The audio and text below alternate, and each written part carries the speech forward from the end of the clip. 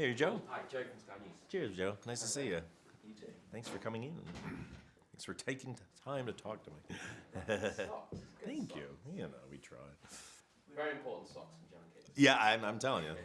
Spent a lot of time looking at people's feet. I know, exactly. Ankle candy, I like to think of it as. Okay, right, so The Heat, a female cop buddy film.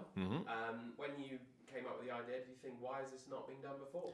It's embarrassing that it's 2013 and there has not been a female buddy cop movie before. I love working with strong women, and when this script was sent to me, that Katie Dippold, who's a fantastic writer, writes on Parks and Rec, wrote, I just thought I have to do this because like you say, there hasn't been a movie like this before, and I think I'm ashamed as a male that we haven't had female movies like this. You mentioned Parks and Recreation there. I mean, that broke the mold in many respects for having a really strong female lead in a comedy series. And Bridesmaids, of course, blew it all out of the water. I mean, but why is it taking so long for us to just accept that women are funny? You get funny people. Yeah, I don't. Hollywood has had this hang up with letting women be funny for the past 20 or 30 years, and I think it's because comedy's a bit of a boys' club, and guys have this image of like, oh well, mom comes in and she tells us to stop being funny, or my wife comes in and she makes me go home, and so I think they've carried that over into the comedy world. So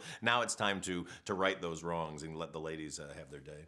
Is it about just having female characters, as in you wrote this movie was written for two female leads, or is it literally whatever the script, whatever the character, as in you can cast a man or a woman? No, you really have to be careful that you don't go like, oh, this was written for guys, let's just stick to ladies, and because the motivations are different. And what I love about this is Katie really wrote this to be about these two women, and they're strong professional women who are great at their jobs and dedicated to them, but who just need to find a friend.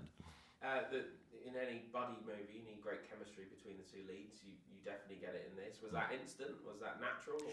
Yeah, the minute that Melissa and Sandra met, they really had a strong chemistry, which I didn't know because when when I hired them, it's the first time I've never done auditioned people and tried them out together to see if they have chemistry. But the minute they met, I knew we were in great shape. And how much was it improvisation? I mean, that bar scene, the drunk bar scene, looked a lot like. Yeah. We do a lot. We do a lot of improvisation, but we only because we have a very strong script. So we have a strong blueprint. We know what we need out of each scene. But then it becomes a lot about just letting the girls kind of find their voice. And I'm throwing in jokes, and Katie's on set. She's throwing in jokes. I have other writers that are handing me Post-its with jokes on it. So we just like to get a lot of stuff. I mean, do you just sit there sometimes and think, I've got an Oscar winner here with a peanut? I certainly do. That's something I go like, I wonder if I can get Sandra Bullock to do this. It's like, wow, I just got her to put a peanut up her nose. So I'm very proud. And what about a sequel? I mean, there's talk about it already. Yeah, I mean, we're never going to want to get overconfident, but if this does well, we already have Katie working on a sequel script just because I love these characters so much, and I want to see them do more things. Lovely, perfect. Thank you. Cheers. Thanks, Joe. Nice to see you. You too. Thanks so much.